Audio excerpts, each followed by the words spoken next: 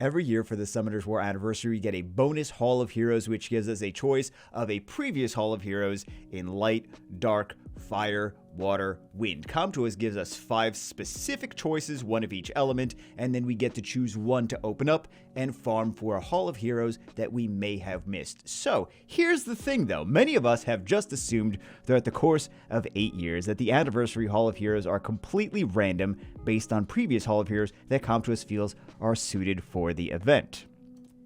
That, however, is not the case. The previous Anniversary Hall of Heroes actually follow an algorithm. If you guys didn't already notice this, I feel like some people, there's so many people playing Summoners War throughout the course of years, I feel like some people may have figured this already out, but if you haven't already figured it out, it does follow an algorithm. Let's take these units from the very first Anniversary Hall of Heroes for example. These 5 units. At first it looks random, but they actually directly follow each other starting in late 2014. Not that they are from 2014, that they directly follow each other. So right here, these 5 units directly follow each other. They're just visually in a different order in a lot of the promotional materials, so it seems random. Let's take another example. This Anniversary Hall of Heroes from 2018 is actually the same thing.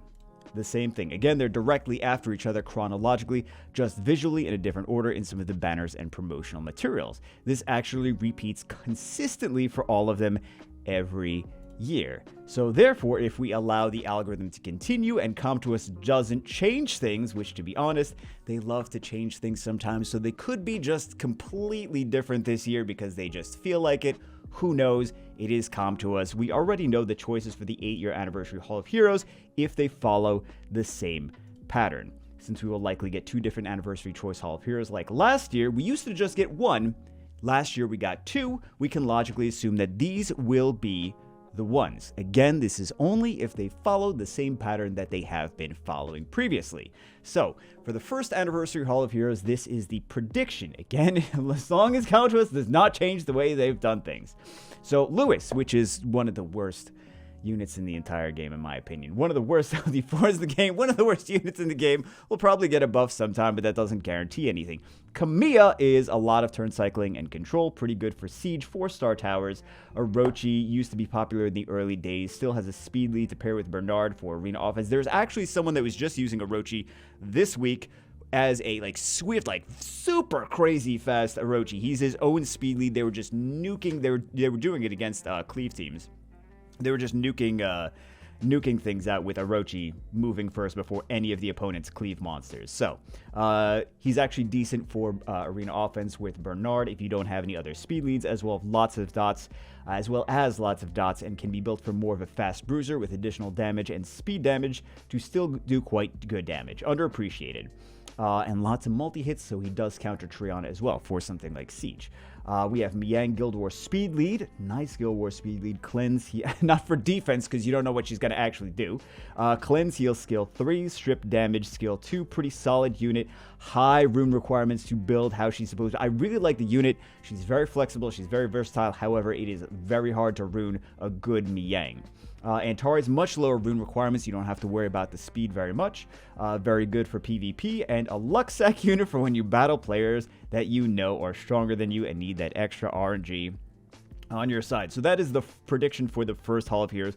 Again, as long as they continue with the same order they've been doing things. For the second Anniversary Hall of Heroes, this is the prediction. Again, as long as... Okay, we don't need any more disclaimers, but I'm going to do more anyway. Lume, not a very exciting unit. Attack bar manipulation skills that work at random. She was okay for R5 when it first came out. And Necro, but honestly not a premium unit unless she gets buffed. There's much better units nowadays. We don't know what's going to get buffed in the next balance patch also. So take this worth of grain of salt. Things could get buffed, things could get changed, who knows. Corona used to be super RNG reliant. Now he's slightly more reliable. He has a better chance to actually do his transition debuffs. He can turn all your opponent's buffs and debuffs into sleep for however many turns as the things that he changes, which can either not work or be insanely powerful. He can do some crazy long sleeps.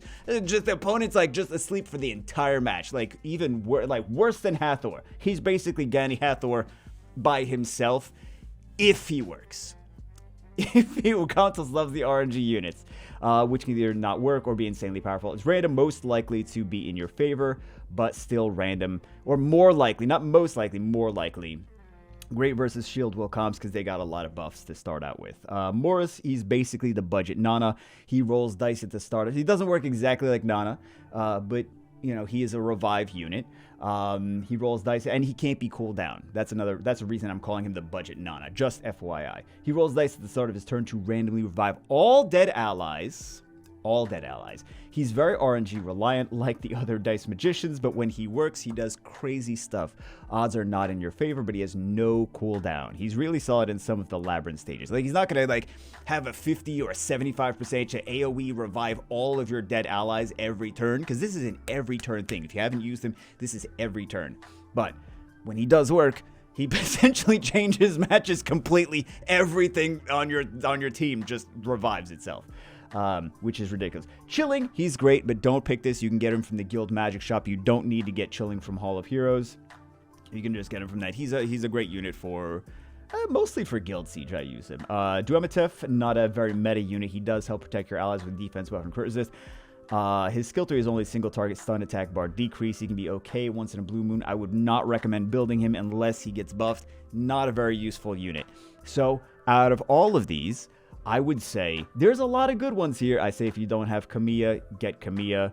The other ones are pretty solid, underrated. The Fire Lich is probably the most useful. He's the most meta right now of all of these. But if you don't have Kamiya, not Camila. If you don't have Kamiya, then of course I would go for the LD ones, Kamiya and Corona. That's what I would recommend if you don't already have those. And again, for the 9,000th time, this is simply what would be Hall of Heroes if Come To Us continues the trend. There is nothing that guarantees anything with them, so take this as food for thought. If anything changes, more videos will come discussing it. So anyway, that's it for this one. Hope you guys enjoyed it. Not guaranteed, just wanted to share the information if Come To Us continues the trend. That's it for this one. Hope you guys enjoyed it. I'll see you as always in the next one.